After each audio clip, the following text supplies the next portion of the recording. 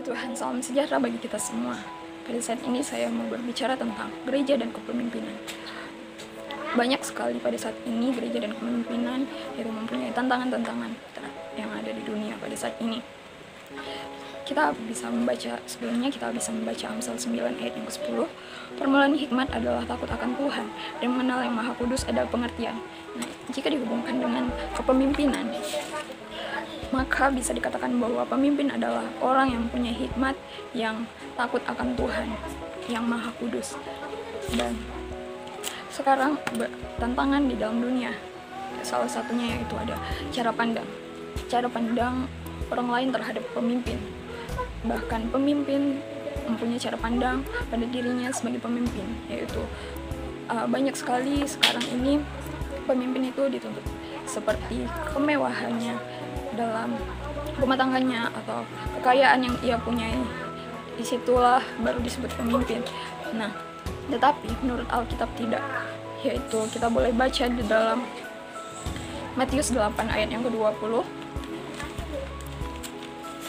Matius 8 ayat yang ke-20 dikatakan, Yesus berkata kepadanya, serigala mempunyai liang dan burung mempunyai sarang, tetapi anak manusia tidak mempunyai tempat untuk meletakkan kepalanya. Nah, di sini Tuhan Yesus bukan menyatakan bahwa dia gagal sebagai pemimpin karena dia tidak mempunyai tempat untuk kepalanya, tetapi Tuhan mau menunjukkan bahwa pemimpin itu tidak selalu tentang hal-hal yang mewah, yang mempunyai apapun itu, tetapi di dalam Alkitab satu contoh yaitu Daud. Kita boleh lihat di 1 Samuel, bahkan Samuel sendiri memandang paras dari Daud. Dia tidak melihat hati Daud, tetapi Tuhan yang melihat hati Daud. Kita boleh baca di dalam 1 Samuel 16 ayat yang ke-7, yaitu, tetapi berfirmanlah Tuhan kepada Samuel, janganlah pandang parasnya atau perawakan yang tinggi, sebab aku telah menolaknya. Bukan yang dilihat manusia, yang dilihat Allah. Manusia melihat apa yang di depan mata, tetapi Tuhan melihat hati. Nah, jadi Tuhan itu melihat hati kita, apakah kita layak menjadi pemimpin atau tidak. Dan juga yang pentingnya itu juga takut akan Tuhan. Kita boleh baca di dalam Amsal 1 ayat 7. Takut akan Tuhan ada permulaan pengetahuan, tetapi orang bodoh menghina hikmat dan didikan. Nah, di dalam kepemimpinan sangat diperlukan yaitu hikmat, dan hikmat itu hanya berasal daripada Allah. Nah, dengan kita memiliki hikmat daripada Allah, barulah kita dapat memimpin orang dengan baik.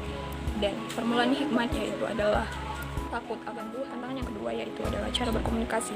Nah, pemimpin seringkali menganggap bahwa dengan telepon dan alat komunikasi bahwa bawahan sudah mengerti, walaupun kita hanya berbicara dengan telepon.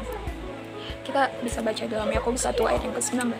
Hai saudara-saudara yang kukasihi, ingatlah hal ini. Setiap orang hendaklah cepat untuk mendengar, tetapi lambat untuk berkata-kata, dan juga lambat untuk marah. Nah, banyak pemimpin sekarang hanya mampu memerintah, tetapi dia tidak mendengarkan.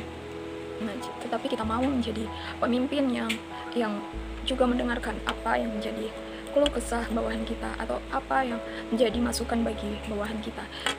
Oleh karena itu, kita mau berkomunikasi secara langsung, dan kita lekatkan pada diri kita bahwa kita adalah makhluk sosial, dan kita akan menjadi pemimpin yang akan selalu mendengarkan dan juga tidak hanya memerintah saja. Lalu tantangan yang ketiga yaitu cara hidup. Di dalam Mazmur 90 ayat 12, Mazmur 90 ayat yang ke-12 dikatakan, ajarlah kami menghitung hari-hari kami sedemikian hingga kami memperoleh hati yang bijaksana.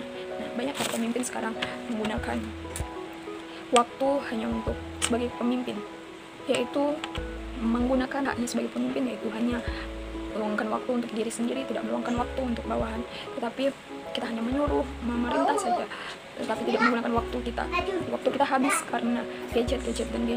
Banyak juga para pemerintah ingin bawahan melakukan seperti ini, tetapi dia tidak mencontohkan seperti apa yang harus dilakukan bawahannya.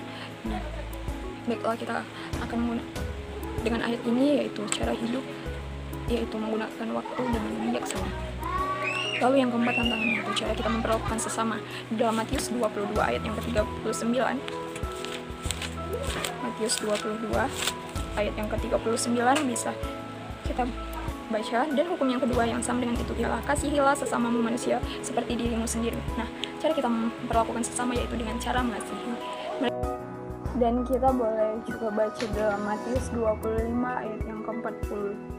Dan raja itu akan menjawab mereka, aku berkata kepadamu sesungguhnya, segala sesuatu yang kamu lakukan untuk salah seorang dari saudaraku yang paling hina ini, kamu telah melakukannya untuk aku. Nah, jikalau kita melakukan sesama manusia dengan cara mengasihi atau baik kepada orang lain, nah kita juga melakukan itu sama seperti untuk Tuhan.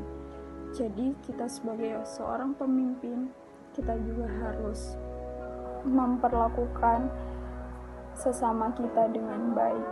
Tidak seperti atasan dan bawahan, seperti hamba dan seperti pemimpin. Dan nah, itulah keempat tantangan yang dapat bisa saya jelaskan pada saat ini. Dan kiranya kita dapat menjadi pemimpin-pemimpin yang dapat menghadapi tantangan-tantangan dunia masa kini dengan hikmat yang daripada Tuhan. Oleh karena itu, tetaplah andalkan Tuhan dalam setiap apapun yang kita lakukan untuk memimpin ataupun apapun itu. Kita tetap mengandalkan Tuhan, takut akan Tuhan, dan kita akan menerima hikmat daripada Tuhan.